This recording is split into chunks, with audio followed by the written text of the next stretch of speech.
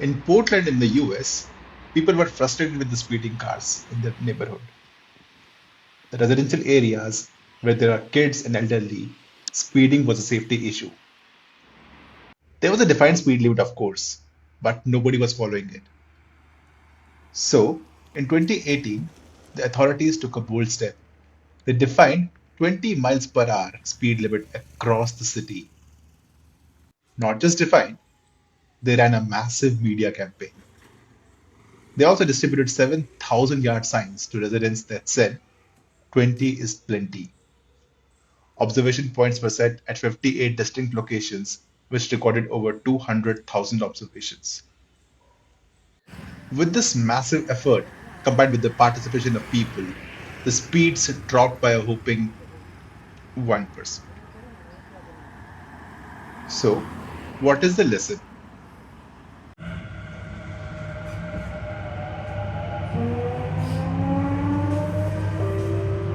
अगला स्टेशन ओखला विहार है। Just like Portland, overspeeding is a major concern for all big cities in India. Do you remember the Ahmedabad plane crash tragedy?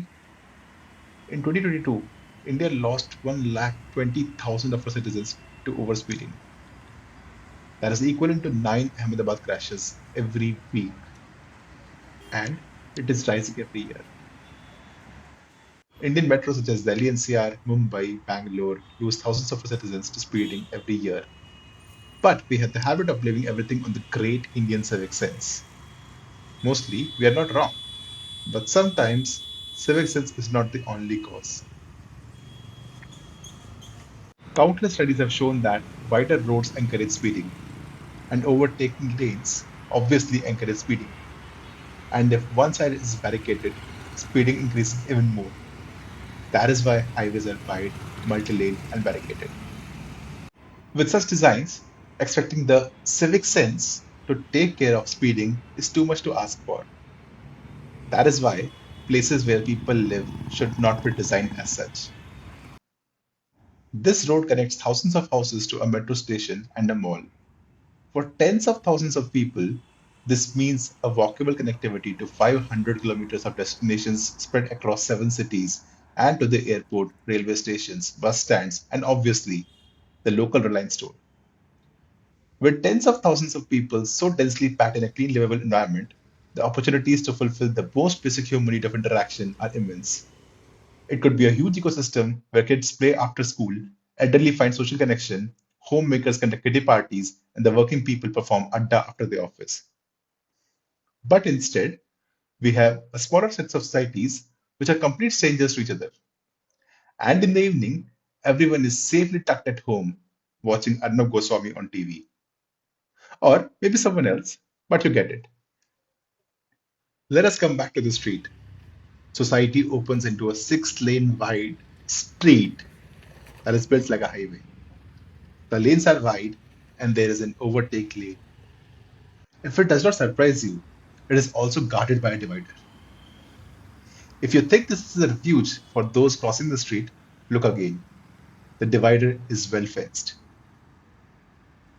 The entire design is to discourage anyone from crossing the street that has thousands of houses on both sides. But that is not just about the crossing. It is a fight to walk all the way to the metro station. The walkway is discontinuous, broken, unclean, and often encroached by the societies. Yes, all we needed here is a fenced parking lot. Thank you.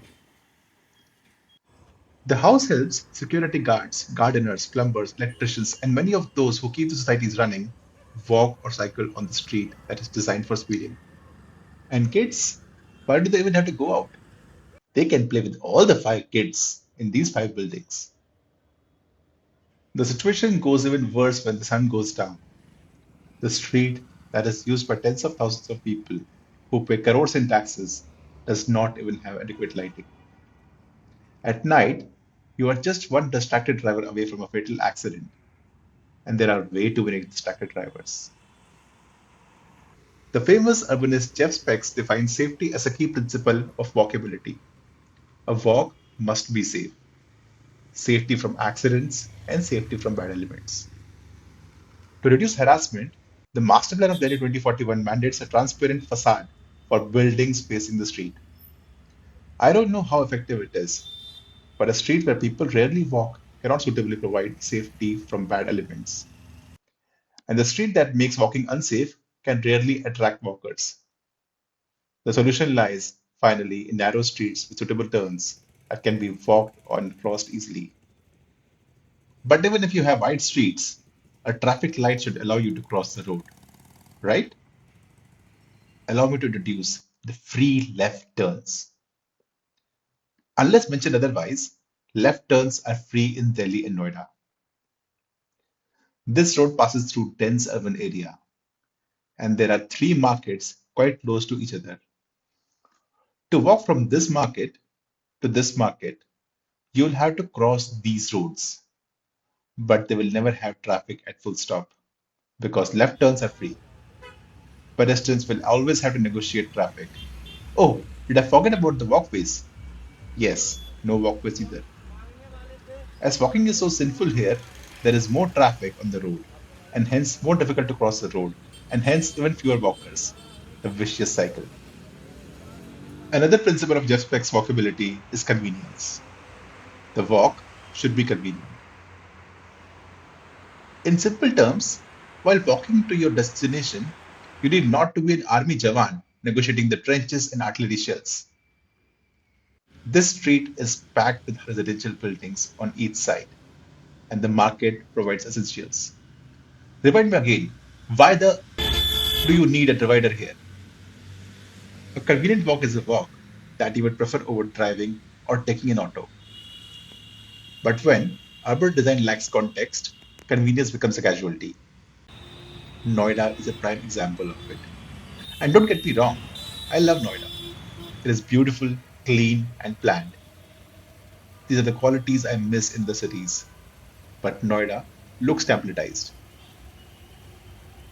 For my sanity, I want to believe that this is not because of corruption, but because of lack of context in planning. We love talking about standards. It sounds technical and sexy, but planning needs to incorporate the expected use of public place. The local user needs to be brought into the room full of planners and urban experts. For example, this crossing goes nowhere. No one can use it to cross the road. Even those who made it must have guessed so. But I'm sure it is as per some standards. The standards mentioned in a book written by someone who might have never seen this piece of land, or by someone who knows crossing and dividers don't go in the same street. This road goes to Sector 34 metro station. It passes through a densely populated area and connects two schools and one large hospital. And see, it has a long walkway. Yes, the walkway. And it goes along an open river. Walking here can never be convenient, and hence, not many do so. Even if you want to go to the lush green and massive Megdutam Park, you will have to walk along this road and take the longer route. The other side of the road has gated societies, one after the other. So, you either walk along the road with an open river and broken footpath or drive to the park. What would you choose? You can see the lack of context here. People want to walk to the park, cars want to reach the main road fast. There is no point of treating them the same. While we're talking about the troubles, let us also look at what Noida is doing to deal with them. Let us go back to the first street. As discussed earlier, this street is too wide. To reduce the speed, many badly designed speed bumps have been built. They not only reduce the speeds, but also break your axle and increase the auto fares. There could have been better ways, but templates. The authorities probably also treat the potholes as traffic calming measures and hence rarely repair them. Near the mall, which invites massive foot traffic, the street has been artificially narrowed down by putting barricades. At least they know what works. But none of them have the traffic calming effect as much as the illegal street parking has. During the day, especially on the weekends. The street is flooded with curbside parked cars. Visitors to the mall, market, and gated societies park their cars on the street, so much that two out of three lanes on each side are occupied. These not only narrow down the street, but also provide a steel shield to the traces of walkway available. And the fear of parked cars suddenly turning into the available lane or a car door suddenly opening keeps the incoming traffic at check. This has been so effective that the wide street, which was designed to discourage walking, now has at least four eateries and one vegetable shop. The street life is building up slowly. Similar stories come from other streets too. This is a street with that weird crossing. It is even wider than the previous one, but now one lane has permanently become a rickshaw stand, and that almost works fine. Even the two-wheeler traffic sometimes flows both ways. You might call it lack of civic sense, but for me, this is the organic reclamation of public spaces, organic development of convenient roads, and also the lack of civic sense. In almost every street with wide lanes in Noida, the leftmost lanes are occupied by thelas, parked cars, walkers, and cyclists. The better ways require redesigning the places from all users' perspective. This means building narrow lanes between the gated societies, effective traffic calming measures, and obviously the narrower streets. Build highways where traffic has to pass through, but don't build it where people live. But all that requires some serious discussion beyond the standardized templates, which is not happening at least in the near future. I mean, we could not even complete a 400-meter walkway in 2 years. There are two other principles that Jeff Speck defines for walkability, but let us keep them out of this video for another day in another city. In the next video, we will link the current city structure with its historic roots. Till then, please like, share, subscribe, and stay tuned. Thank you for watching.